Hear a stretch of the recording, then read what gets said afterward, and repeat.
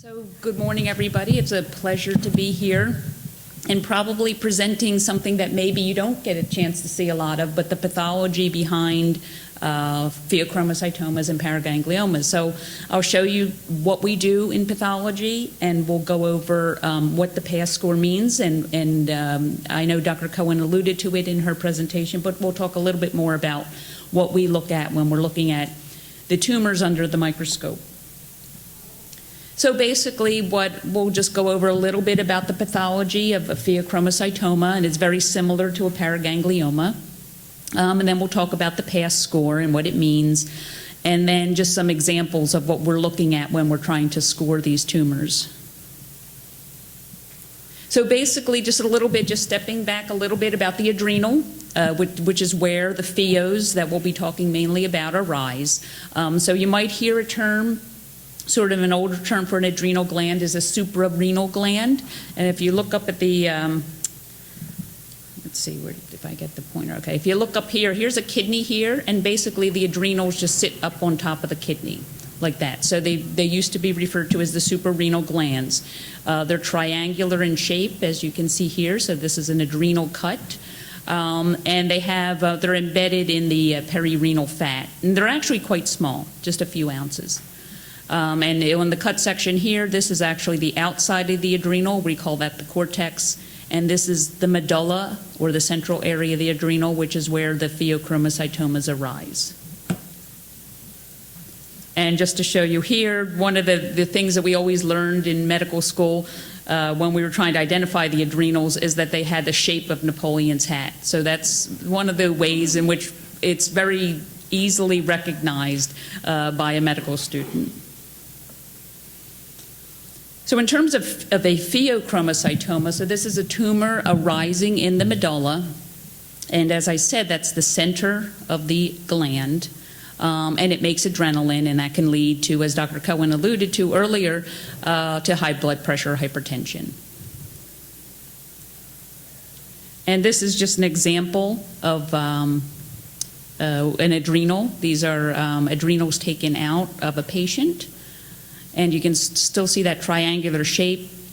And just to show you here, this is when we cut into the adrenal cells, especially in the cortex, which we won't really be talking about today, have a lot of lipid because the cortex makes a lot of steroid hormones. And so that actually grossly will look very yellow to us. And as we cut into an adrenal, the cortex itself looks very yellow. And you can see the center here, this reddish area, is where the medulla is, where the pheos arise.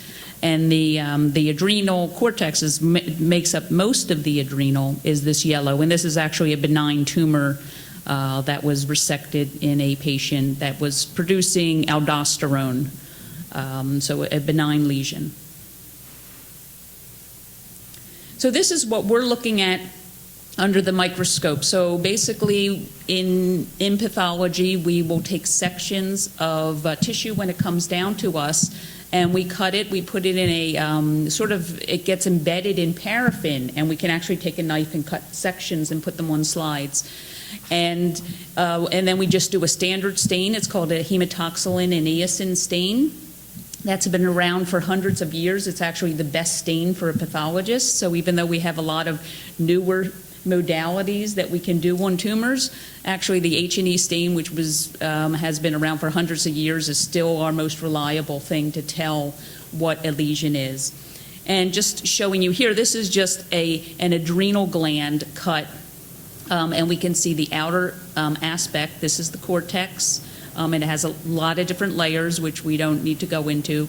And then in the medulla here, in the center area, this is where the adrenaline and where the pheochromocytomas arise. And I'll show you a little bit higher power of what the adrenal medulla looks like. And so on our H&E stain, this is what the medulla will look like. It has these are the nuclei of the cells. They're very small and round. They have little speckling in the chromatin, and the pathology term is a salt and pepper chromatin pattern. But a lot of neuroendocrine tissues will have this type of nuclear staining with the hematoxylin. And what we look at in so this purplish material here is the cytoplasm of the cells, is very granular, and again is purple on the H&E stain, and that helps us distinguish these cells from the cortex, which are these pinker cells.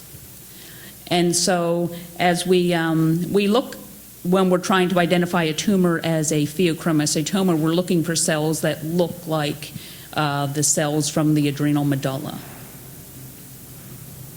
And this is an example of a pheochromocytoma that was taken out at the time of surgery. So we can see our yellow here is the cortex, and then we have this tumor which is arising in the medulla, and it's sort of a tan brown, red brown color.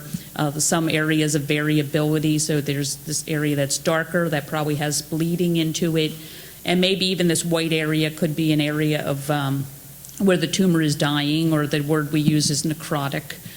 So we look grossly at these different patterns to help us distinguish what type of tumor this could be.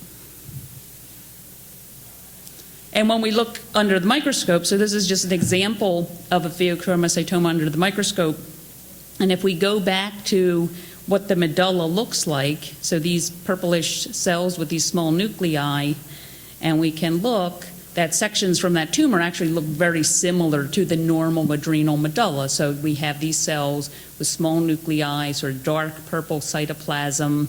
This one looks a little bit different. Maybe it's a little bit more cellular, but again has these small nuclei and this granular purple cytoplasm. And we can, so if sometimes when we're looking at a tumor, and this is common throughout pathology, we may not know exactly what it is. Sometimes the clinical history, so if they say this is an adrenal medulla tumor and it looks like the adrenal medulla, we will be able to say it's a pheochromocytoma. But sometimes it's not always that black and white, and we need to do some ancillary studies to help figure out where the tumor is arising or what type of tumor it actually is. And in Dr. Cohen's lecture, she talked about measuring chromogranins in the cytoplasm, in the plasma, and we can actually do stains for chromogranins on the tissue. And so this brown staining in the cells is actually an antibody reaction against chromogranin that we can do in the lab. And we see this nice brown staining in the cytoplasm, and this indicates to us that these cells are making chromogranin, and that would support a diagnosis of a pheochromocytoma as we're looking at the lesion from the adrenal. Another stain that we can actually do, which is very helpful, so in this, we don't have any staining in the cytoplasm of the neuroendocrine cells per se, but we have staining around the outside of these little nests of cells, and this is an S100 stain. And it's actually highlighting a very good hallmark, which we didn't see on this prior slide, of sort of these nests of cells. It's not as obvious on the H&E, but when we get this special stain, we can actually see that the pheochromocytoma or a paraganglioma is composed of these sort of nests, and sort of the German term that when these were first described is a Zellballen pattern to the tumor. So we have these nests of cells, and they're this S100 immunostain stains these supporting cells around the nests. And this is a way that, again, can help us make the diagnosis of a pheochromocytoma or a paraganglioma.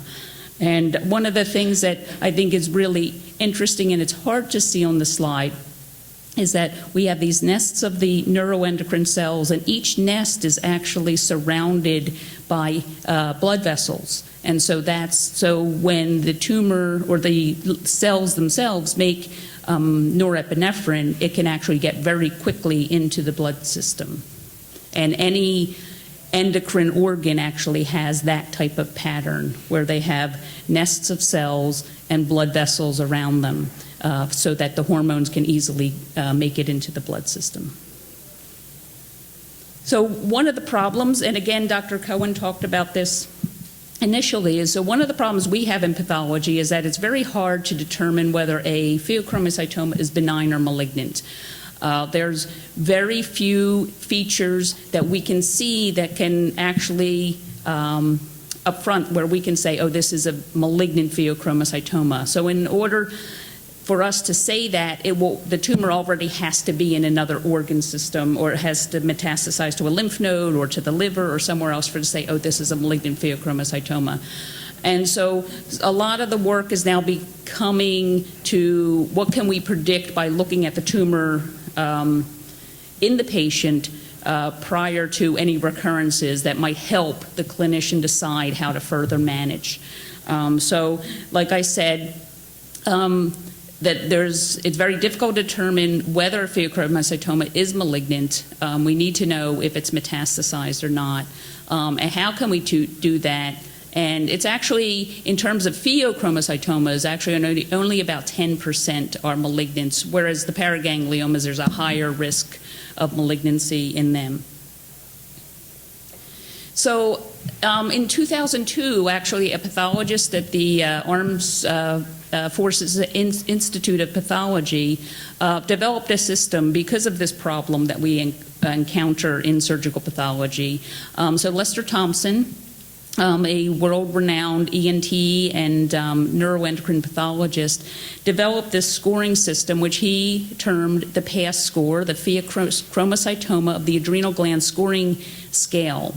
And so what he did is he looked at several hundred pheochromocytomas, and he got the follow-up on the patients in order to see were there any features that he could see that would predict who would do poorly. And so basically his main interest was trying to see on the ones that behaved aggressively, what were the features that the pathologist could help a pathologist determine of the risk of recurrence or malignancy. And so this became known as the PASS score.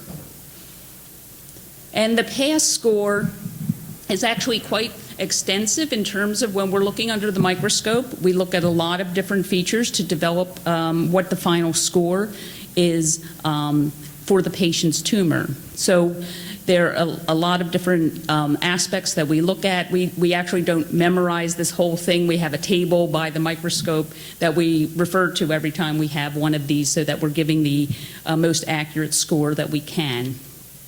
But there are obvious features in terms of what a pathologist looks for when they're looking at a tumor. They're looking to see if there's any large nests. So I told you that a pheochromocytoma has these little round nests of cells. We're looking for larger nests, or maybe that it's not nested at all and just growing as a big sheet of tumor. We're looking for whether the tumor cells are dying, so whether the tumor has necrosis, which is actually a very important feature in a lot of tumors to determine whether it's malignant or not. We're looking at the cellularity, so how many cells are in the tumor, and basically looking at if the cells are monotonous, if they have spindling, if they're mitotically active, so that means that the cells are dividing, and that would be a bad feature if something is growing rapidly. And then obvious things that we look at are whether the tumor is invading outside, so it's extending outside the adrenal gland, or if it's going into blood vessels. And then we're looking for cytologic changes. So do we have big pleomorphic cells? Do we have darkly staining cells? And they get these, you can see the points over here. So these here actually are sort of more worrisome features, sort of this first half here, where things get assigned 2 points if we see them. And it doesn't have to be how much of it. If we see any necrosis, it's 2 points. So it doesn't have to be that a certain percentage of the tumor. It's any necrosis will give us a 2-point score. So in terms of the score, so if you add those all up, the maximum score that a tumor could have would be 20. The minimum score would be 0. If you don't see any of these bad features, it would be a 0. And so the most important thing I think that came out of this study, and you can actually see, you know, as it's anything in medicine, there's a lot of subjectivity when you're looking at something, and somebody might say, well, that cell's atypical, and somebody might not say that's atypical, and there's a lot of subjectivity that comes into this type of scoring system.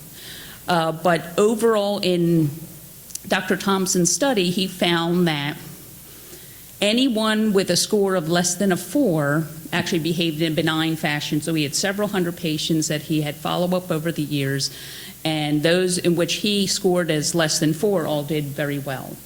Whereas there was a risk for recurrence in anybody with a score greater than 4. Now, as I said, there's subjectivity that has come into that, and there have been several studies beyond this that have tried to reproduce the past score, and it's been variable, but most there are many proponents to doing this type of scoring system. Some studies have said, well, I think the cutoff is actually a 6. So scores greater than 6, there's an increased risk of recurrence. But it's very well accepted, though, that a tumor with a score less than 4 will behave benignly.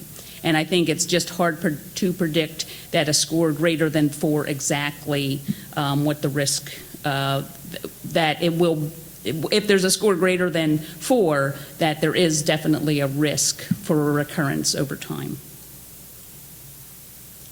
So I just wanted to show you some of the features that we look at when we're looking at the pathology, and this would be an example of what we call tumor cell spindling.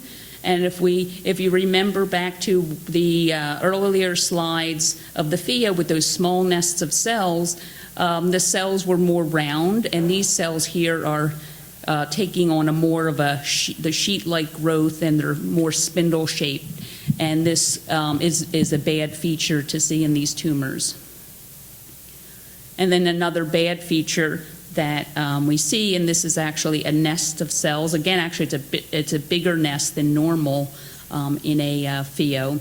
And we have this necrosis or dying cells in the center of this nest. And this, again, it just doesn't have to be diffuse. It can be a very focal area in the tumor. So you'll find that we actually do multiple sections of these tumors to look for these features. And then this is an example here. So this is this light colored tissue here is actually fat. So this is the fat that surrounds the adrenal, and this tumor here is sort of pushing into that fat. So it's invading outside of the adrenal itself. And here's an example of the capsule. There's a thin capsule around the adrenal gland, and the tumor in this one is invading into the capsule.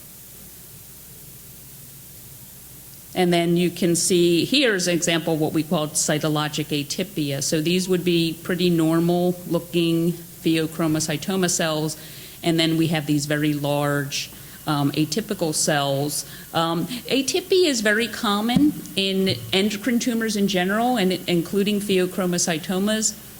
So actually this only gives you a point of a 1. So if you had just atypia, that would still most likely be a benign feature unless you had all these other features. And here's an example of what they would call diffuse cell growth, where it's not really forming those nests as well as it was in the other slides I showed you. And just some more features. So here's a tumor. This is a lot of, this pink material is necrosis in the center of the tumor. We have another tumor with a spindle cell growth.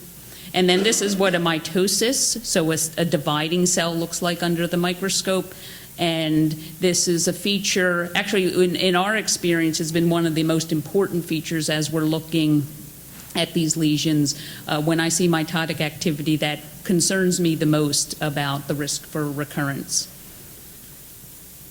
And then this is actually the only way right up front that we can predict that a tumor is malignant. So this is a lymph node that was taken out at the time of surgery, and the tumor cells are actually, so these small blue cells are lymphocytes, and these are tumor cells in the lymph node, so that would indicate that the tumor has now metastasized beyond the adrenal gland, so that would make it malignant. And so at that point, the pass score wouldn't even matter what it was, it's malignant.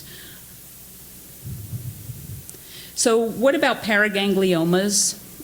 Can we apply this same scoring system for paragangliomas?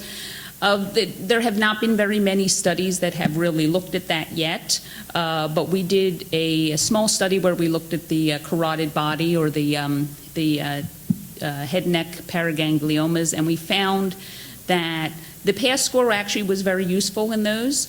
Probably the best feature, again, that I alluded to in the in the pheochromocytomas, was the presence of mitotic activity. And in our series, the tumors of the paragangliomas that had mitoses were the ones that recurred and wound up to have malignant potential. And that was the most important feature, at least in our study, looking at head and neck tumors. So just to summarize, it's hard to predict how a pheochromocytoma or paraganglioma will behave, but this, at least this PASS scoring system gets us closer to helping the treating physicians make important decisions about managing their patients. And it's obviously key for us to communicate with the pathologist and the treating physicians the essential development for the treatment plans. And I know that if we don't put the PASS score on the report, that Dr. Cohen's almost always saying, what was the PASS score on that? So it's something that we definitely, the pathologists all routinely put in the reports now, but when the scoring system was first out there, we had to sort of train ourselves to do that. But it's been very useful, and we use it on the pheos, and we even add it to the paragangliomas, again, just to help the physicians develop a treatment plan.